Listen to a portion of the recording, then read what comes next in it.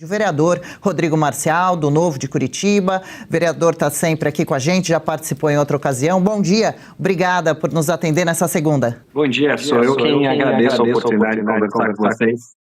Valeu, imagina. E é uma troca, animado, ansioso com a nossa conversa de hoje e com esse reinício, Natal, Ano Novo, feliz com o que vem pela frente. Exatamente, vamos ter uma página aí, para dar um respiro fundo e recomeçar com força total, um ano que vai ser, bastante diferente com as eleições que tem, mas enfim, nós quisemos marcar uma entrevista com o senhor porque vi uma publicação na sua rede falando que estão tentando caçar o seu mandato e que teria relação com o dossiê que o senhor colaborou para o desenvolvimento sobre Alexandre de Moraes. O que o senhor conta para a gente nesse sentido?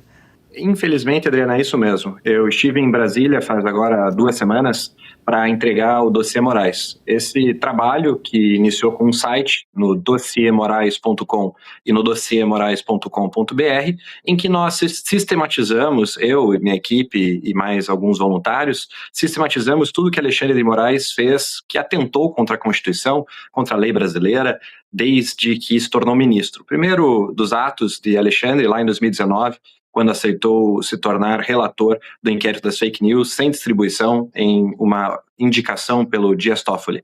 E desde então somaram centenas de situações e fiz esse trabalho na condição de representante do Poder Legislativo, de alguém que jurou, que prometeu cumprir com a Constituição, de fazer ela ser cumprida, e nesse trabalho eu fiz efetivamente um dossiê físico, um documento enorme, já mostrei aqui na OS, inclusive mais de 800 páginas, que levei até a Brasília para formalizar um pedido de impeachment. E infelizmente, em razão desse trabalho, eu tive ataques de diferentes frentes. Recebi ataques da mídia de esquerda, lá na Intercept, tentaram queimar minha reputação, trazendo uma série de imputações falsas contra mim. Graças a Deus aquilo não teve nenhuma consequência, mas agora, mais recentemente, depois da viagem para Brasília, depois que tivemos a assinatura de deputados, senadores e que a pauta ganhou realmente maior corpo, a gente teve essa denúncia na Câmara Municipal de Curitiba, de uma suposta quebra de decoro por ter viajado a Brasília. A alegação é de que isso não é uma atividade inerente ao mandato do vereador e, evidentemente, isso não tem qualquer razoabilidade, porque, enfim, representei a população de Curitiba e não só ela, levando esse documento não apenas como cidadão, mas como um representante eleito. E agora terei que passar pelo processo ético-disciplinar e me defender por fazer o meu trabalho. O fato é que é uma consequência pequena, sabe, a quantia de famílias que não poderão comemorar esse Natal, não terão a alegria, a tranquilidade de passar por um ano novo, justamente pela perseguição que enfrentam os brasileiros. E se a consequência for um processo de cassação, se eu tiver que me defender disso, isso é muito pouco. Eu tenho muito trabalho pela frente, a gente recupera as energias agora para poder continuar esse trabalho na sequência do ano. Vereador, quem diria que fazer um dossiê com fatos só para expor o que realmente aconteceu no Brasil traria uma perseguição desse tamanho contra você, um vereador democraticamente eleito, né? E, vereador, da última vez que nós te entrevistamos, você estava para lançar esse mesmo dossiê em outras línguas, para que as denúncias alcançassem o mundo todo e todo mundo ficasse sabendo o que está acontecendo aqui. Você recebeu retorno dessa divulgação no exterior? A gente tem já há alguns meses a tradução desse dossiê para o inglês. Lá no dossiemorais.com, nós já temos todas essas informações na língua inglesa.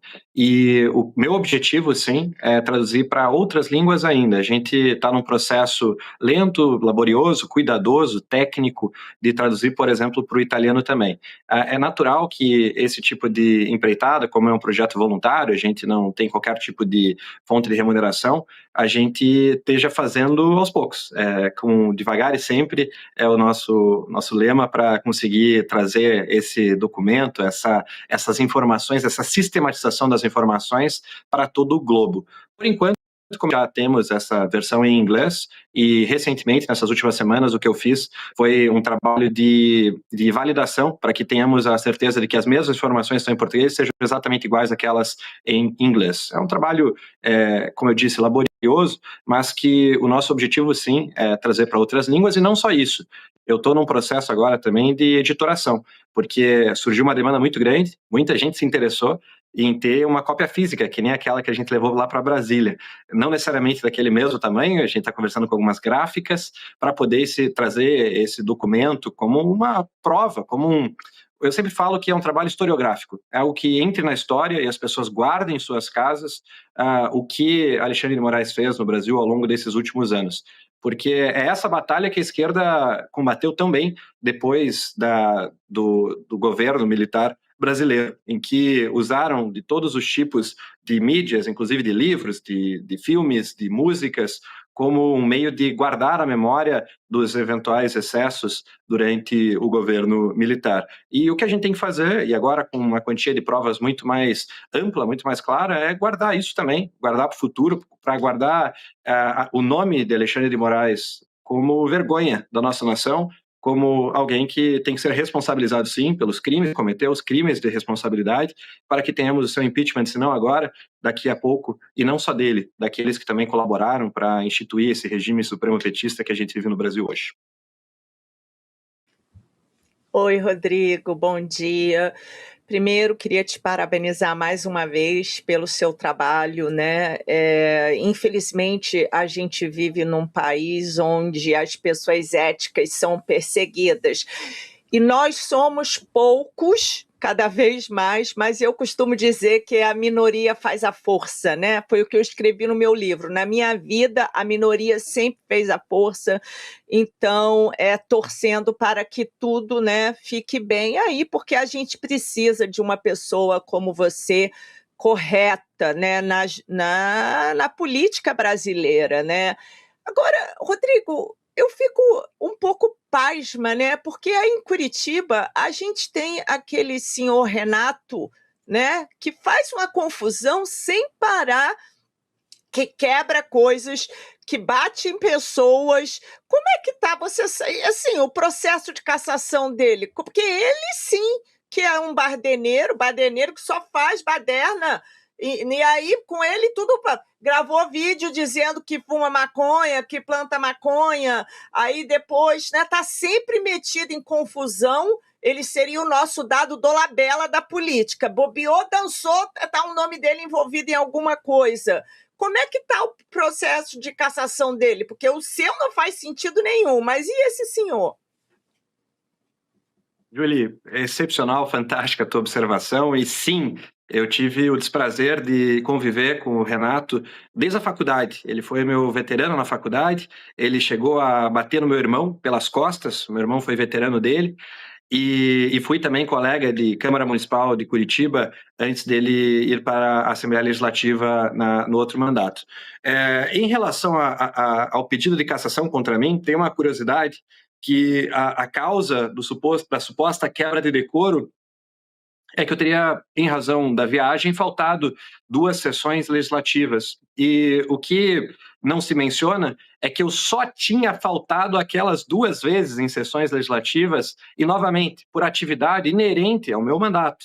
E eu só tinha aquelas faltas, enquanto um outro vereador do PT estava com mais de 90 faltas. Imagine, em um ano, Júlia, em um ano. São 3 por semana, então a gente tem cerca aí de 140, 120 sessões em um ano, 3 por semana, 54 vezes 3, então enfim, próximo a isso, umas 140 sessões, e esse outro vereador do PT faltou 90 vezes.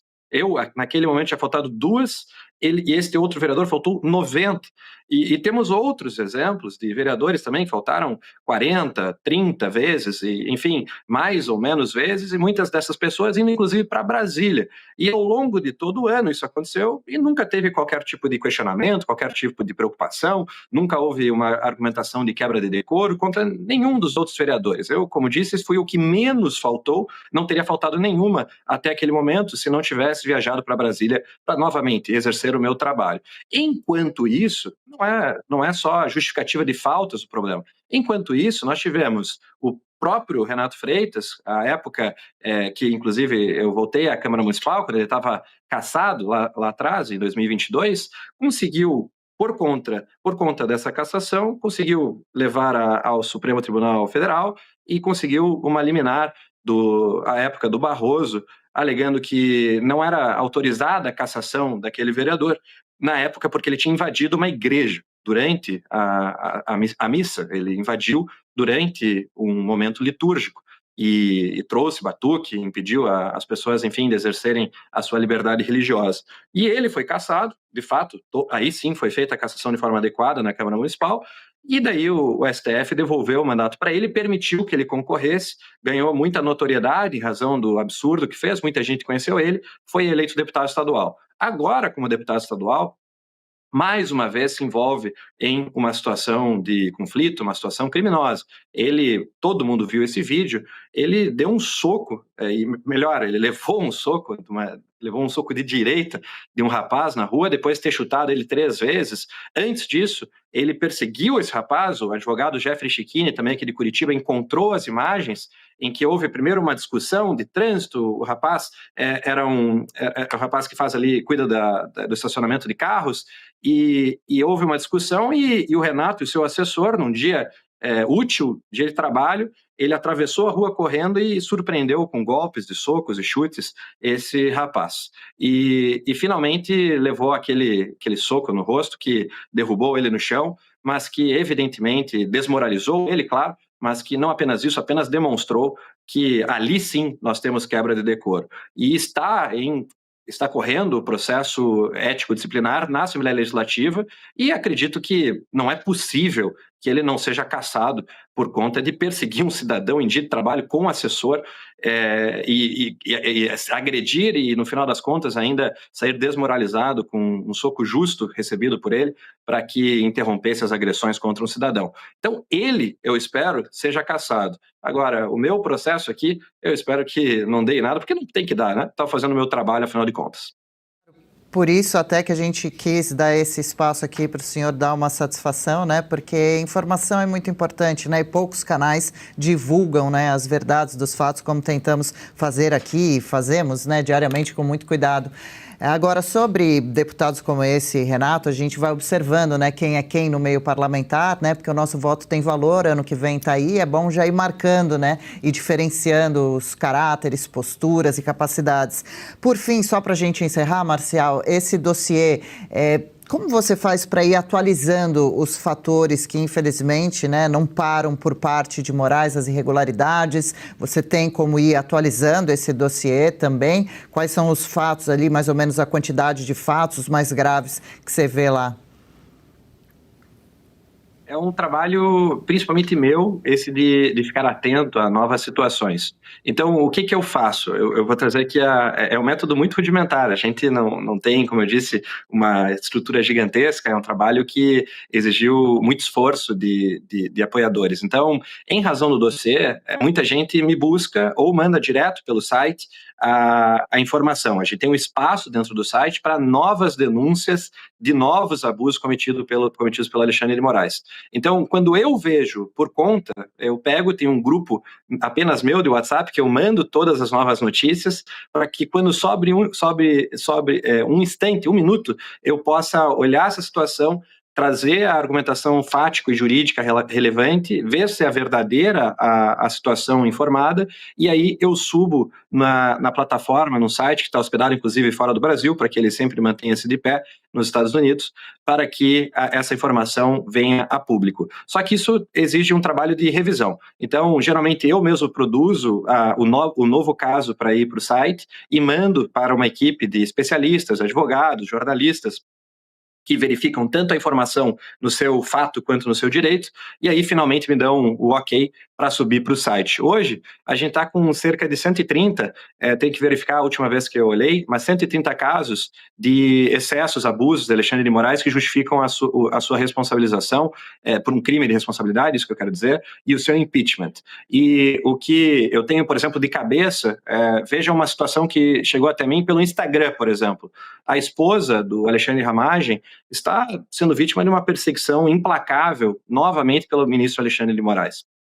Ela não tem qualquer tipo de processo contra ela, ela não está sendo investigada, ela não fez absolutamente nada de errado.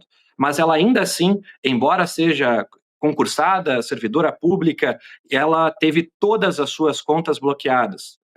Veja, os vencimentos, o dinheiro que ela usa para se alimentar e alimentar a sua família, tudo isso foi bloqueado por uma decisão de Alexandre de Moraes. Essa é um vídeo que ela postou agora, faz nem uma semana, e é uma situação que precisa de, uma análise um pouco mais detalhada para ver se é efetivamente isso que aconteceu.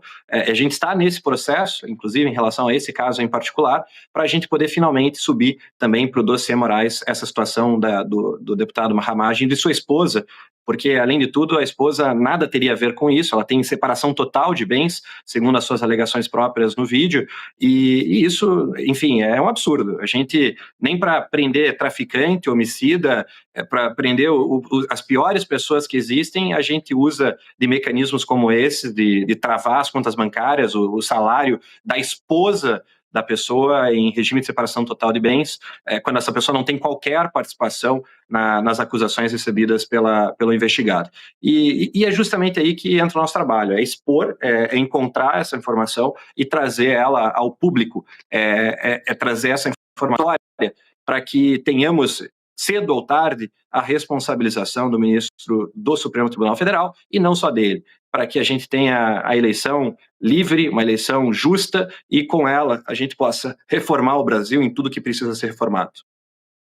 Perfeito, esse é o Rodrigo Marcial, vereador do Novo do Paraná. A gente estava, enquanto você falava, Marcial, olhando aqui esse site, Dossiê Moraes. Deixo aqui o endereço para você que quer acompanhar, tá também na nossa tarja aí na tela, dossiemorais.com.br. Abusos listados, placar de ofensas, quem somos, indique casos, e há também uma página, um link em verde escrito apoie o impeachment do ministro aqui, para você preencher um rápido cadastro para sua assinatura contar nessa batalha, né? Dossiê Moraes, a memória de todos os abusos do ministro, dá muito trabalho fazer, parabéns pelos esforços, né? Até porque os objetivos são muito grandes e importantes. Volte outras vezes, bom fim de ano, viu, Marcial? Obrigada pela participação, como sempre. Sou eu quem agradeço, é importante também a assinatura, ela ainda hoje é relevante, porque por ali será o caminho que teremos para trazer, inclusive, o livro para casa das pessoas, para informá-las das novidades do Dossiê Moraes. Tá. Obrigado por me receber, sempre um prazer. Feliz Natal e Feliz Ano Novo. Igualmente, valeu, grande abraço. Gostou desse corte? Estamos ao vivo de segunda a sexta-feira, das 10 ao meio-dia, no YouTube da Revista Oeste. Eu, Marina Helena, Adriana Reide e Paula Camacho analisamos as principais notícias do dia. E siga as nossas redes sociais, @oestcom.elas.